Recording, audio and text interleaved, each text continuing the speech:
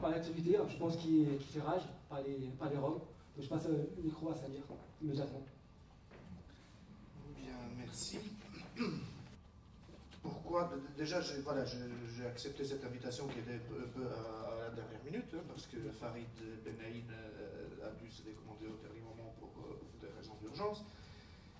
Et voilà, je l'ai accepté avec plaisir parce que, en raison du titre de cet événement qui met côte à côte l'antiziganisme et l'islamophobie.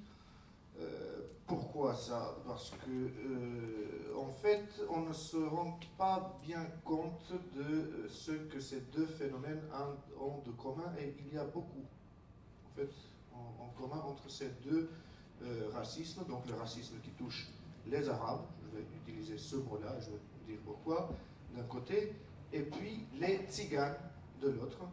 Là encore, il faut que je m'explique sur les termes, parce que je suis le président d'une association qui s'appelle La Voix des Roms et qui, entre autres, milite pour que le mot Rome soit reconnu, puisque c'est le nom que nous-mêmes, on se donne nous-mêmes, mais qui, ce combat-là, n'est qu'une dimension, en fait, de notre action, puisque avant la reconnaissance, et comme un préalable à cette reconnaissance de notre propre nom, nous exigeons surtout une connaissance, parce que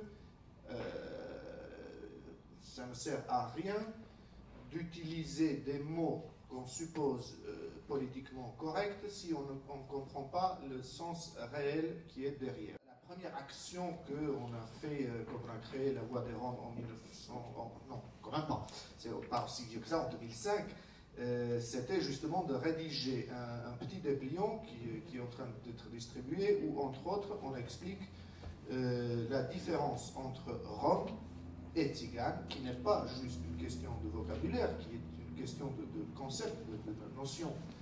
Derrière chacun de ces mots-là, il y a un concept, et ces deux concepts-là, le concept de Tzigane et le concept de Rome, sont différents. J'utilise donc le mot arabe ici parce que l'islamophobie ne me semble pas être la peur des Indonésiens, par exemple, ou des Turcs en France. L'islamophobie me semble toucher plus particulièrement les Arabes. Après, encore une fois, j'ai dit, voilà, je suis ouvert aux remarques, parce que c'est un sujet que je connais beaucoup moins bien que celui des Roms, évidemment. Mais je pense, en ce qui me concerne, et je trouve là un point de contact, un point commun avec le racisme anti-Rom, je pense qu'il s'agit surtout d'un détournement des mots, d'un détournement du vocabulaire, qui traduit une espèce de contrôle d'identité. Et là, je ne parle pas du contrôle d'identité ou de contrôle au fascisme, mais de contrôle d'identité collective par l'extérieur. Et surtout, en ce qui concerne l'islamophobie et l'antiziganisme, ce qui est encore plus grave, c'est que ce contrôle de ces deux identités-là, pas seulement il se fait par l'extérieur, mais pire encore, il se fait par l'État. Et ce qui, en France, est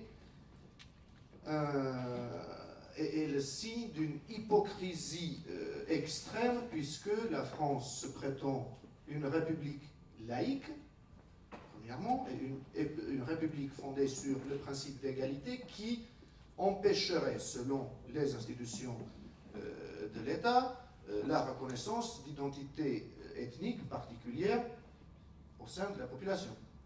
Or, quand l'État lui-même soutient, et là j'utilise le verbe modéré parce que j'aurais pu même dire incite de la représentation des pans de sa population sur des critères religieux, par exemple, eh bien, le juriste qui suit voit là une pratique contraire aux principes fondamentaux de la République française tels qu'ils sont énoncés et sur lesquels je n'ai pas de commentaire particulier à faire. Créer et reconnaître des conseils représentatifs de telle ou telle religion en France, par la France, voilà, moi, ce que j'ai appris au droit constitutionnel en première année de droit, c'est que ce n'était pas constitutionnellement correct. Or, c'est ce qui se passe. Par exemple, Jean-Marie Le Pen vient d'être condamné à 5 000 € d'amende parce qu'il avait dit dans l'Université du Front National que les Roms volent naturellement comme les oiseaux. Il a parlé d'odeur aussi. Oui. Mais là, c'était sur cette déclaration-là aujourd'hui. Bon, voilà, il a été condamné.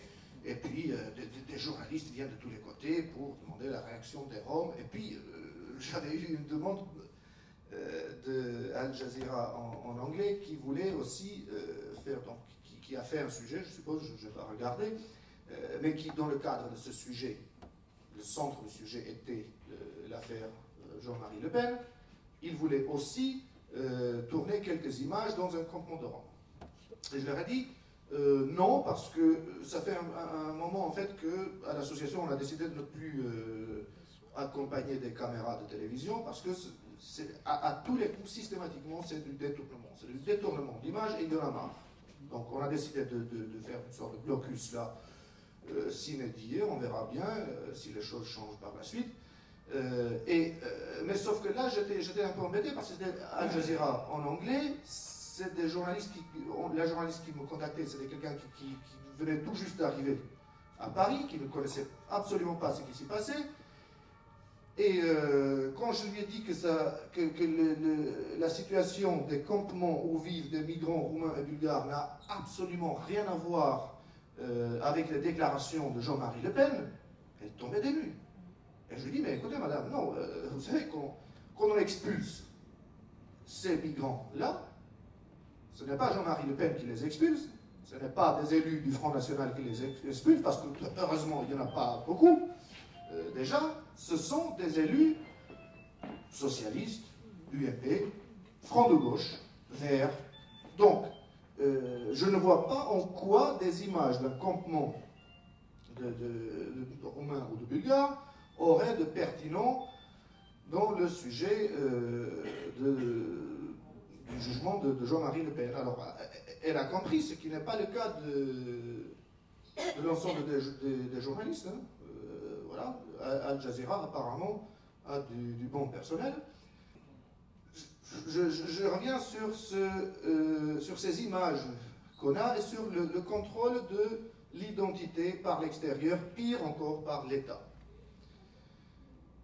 Quand la France se prétend une république laïque, unitaire et égalitaire, et donc qui n'aborde aucune composante de la nation par le biais de la religion ou de l'ethnie ou de la culture ou de l'origine, parce qu'elle est égalitaire et que tout ceci appartient à la sphère privée, j'ai envie de dire, mais faites-le. Mais faites-le pour de vrai. Parce que, en ce qui nous concerne, par exemple, si je vous posais la question maintenant, et je vais le faire parce que nous ne sommes pas très nombreux, combien de Roms y a-t-il en France? Pour ceux qui n'ont pas encore lu le dépliant. Combien? 25 000. Qui dit mieux? 10 000. 10 000. C'est entre 15 et 25 000. Ouais. Au moins 500 000. Ah oui. Au moins. Au moins. Alors, est-ce que je suis Rome? Je suis le président d'une association qui s'appelle La Voix des Roms. Mais voilà, il n'y a pas de... Est-ce que je suis Rome? Est-ce que vous pouvez raisonnablement penser que je suis Rome? Eh bien, je suis Rome. Je suis Rome de père et de mère, de culture, d'identité, je suis Rome. Oui. Oui, mais vous ne représentez, vous n'êtes pas l'image de ce Rome. C'est justement là où je voulais en venir. Je ne corresponds pas aux Roms médiatique. Je ne corresponds donc pas non plus aux Roms sujets de débat ou de politique ou de je ne sais quelle autre perversion de ce monde. Je parlais de la politique. Hein. Et à chaque fois qu'il y a un article de presse qui parle de telle ou telle expulsion, on finit par la... Il y a deux phrases qui reviennent tout le temps. On dirait des refrains de prière. L'évacuation s'est déroulée sans heurts. Ah oui, toujours. Ça, toujours. Alors, dans les rédactions, il y a une sorte une autre formule qui vient des rédactions, des rédacteurs en chef. Ce n'est pas une news. Quand le rédacteur en chef dit à un journaliste, ce n'est pas une news, ça veut dire, ton information, elle ne vaut rien. Elle ne vaut rien parce que ce n'est pas de l'actualité, parce que ce n'est pas intéressant, parce que ce n'est pas sexy, parce que je ne sais quoi. Alors, ce n'est pas à la mode. Cette phrase-là, l'évacuation s'est déroulée sans heurts, et c'est une phrase qu'on lit, on trouve dans des journaux de, allez, on va dire 1999, pour ne pas remonter déjà avant. Eh bien, on est en 2013, et donc ce n'est pas une news. Pourquoi on le dit tout le temps? Peut-être parce que, à force de parler du diable, en disant qu'il n'est pas là, eh bien peut-être que le diable arrivera, à force de mentionner son nom. C'est un peu comme le renard. En français, on dit renard parce qu'on ne veut pas dire le vrai nom de l'animal qui est goupil, ou goupille en féminin. Les paysans avaient peur que le fait même de prononcer le nom de l'animal faisait venir l'animal la nuit et qu'il allait faire des dégâts dans le poulailler. D'où on ne l'appelle pas goupille ou goupille, on dit monsieur Renard. Et le monsieur Renard devient en français renard, mais garde son féminin goupille, qui ont comme les goupilles des grenades. Et de la même manière, on répète cette phrase-là, on dit voilà, l'évocation s'est déroulée sans heurts, et j'ai comme le sentiment, Sarafullah, je me trompe peut-être, qu'ils attendent avec impatience qu'il y ait 2 ou 3 Roms qui frappent un CRS pour venir le taper dessus. Ça ne viendra pas. Il ne viendra pas, ils peuvent attendre longtemps. Cette question du Rome, elle est devenue centrale dans la République française, parce que la République française va mal. La République française va très très mal. Alors, ce n'est pas de notre faute, mais nous sommes bien utiles. Et si on parle de 16 940, je ne sais pas combien, mais même pas 17 000 Roms en France, ça, ce sont des chiffres du gouvernement français, un recensement des habitants de bidonville. Alors, vous savez, quand on dit le mot français dans le monde, on ne pense pas à des personnes dont la santé mentale justifie leur mise sous protection du juge. Je pense à la tutelle et à la curatelle. Quand on prononce le mot français, on n'a pas cette image d'homme mentalement faible. Et c'est très bien. Mais quand on pense au mot, quand on prononce le mot Rome, on pense à des gens qui vivent en bidonville et qui sont expulsés par la police et trimballés de droite à gauche. Pourquoi ces 2 exemples-là? Parce qu'en pourcentage, il y a plus de Français sous tutelle ou curatelle, selon les chiffres du ministère de la Justice, que de Roms en bidonville. Alors, soit on dit les Roms sont ceux qui vivent en bidonville, dans quel cas il faut dire aussi les Français sont ceux qui ne sont pas suffisamment sains d'esprit et qui donc sont sous protection d'un juge ou d'une autre personne responsable. Soit on dit les Roms, ce sont un peuple parmi lesquels il y a un pourcentage moindre que celui des Français démons qui vivent en bidonville, et encore faut-il expliquer le pourquoi de ces bidonvilles. Les bidonvilles ne sont pas ethniques. Dans les bidonvilles, il y a des Turcs, il y a des Roumains qui ne sont pas Roms, parce que Rome et Roumain, ce n'est pas la même chose. Tous les Roms ne sont pas roumains, comme tous les Roumains ne sont pas Roms. C'est... voilà. Sauf que les Roms, c'est partout en Europe. Et dans ces bidonvilles, donc, il y a des Roumains non-Roms, il y a des Roms roumains, il y a des Roms bulgares, il y a des Bulgares non-Roms, il y a des Turcs de Bulgarie.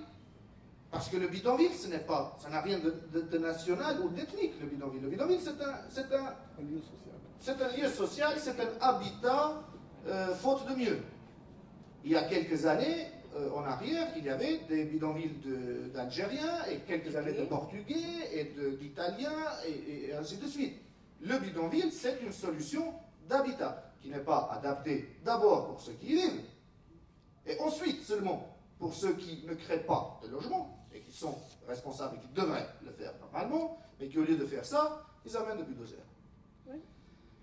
Alors, cette manière d'identifier une partie de la population, et je dis bien une partie de la population en France, je ne dis pas des Roms, c'est des personnes qui vivent en bidonville. Cette manière de les identifier comme Roms, comme parallèlement cette manière d'identifier par la religion des identités où la religion a une place, mais elle n'est pas tout, eh bien, c'est ce qui peut y arriver de pire à un groupe humain. Si on me refuse ce que je suis, si on veut me forcer dans une identité autre, y compris quand cette autre identité a une partie de ce que je suis réellement, je ne vais pas bien. Je n'irai jamais bien. Et cette manière d'appeler des jeunes français, qui sont français et qui les pères étaient français, qui les grands-pères étaient français, et les arrière-grands-pères parfois étaient français, parce que, ne serait-ce que parce que l'Algérie était un département français. Cette manière de leur dire, vous êtes des musulmans dans une république laïque, eh bien, je trouve qu'il y a un parallèle avec ce que l'État français fait avec les Roms, en les appelant nomades en 1912 avec une loi spéciale qui les contrôle, qui les fiche, et gens du voyage depuis 1969, où cette loi-là a été modifiée.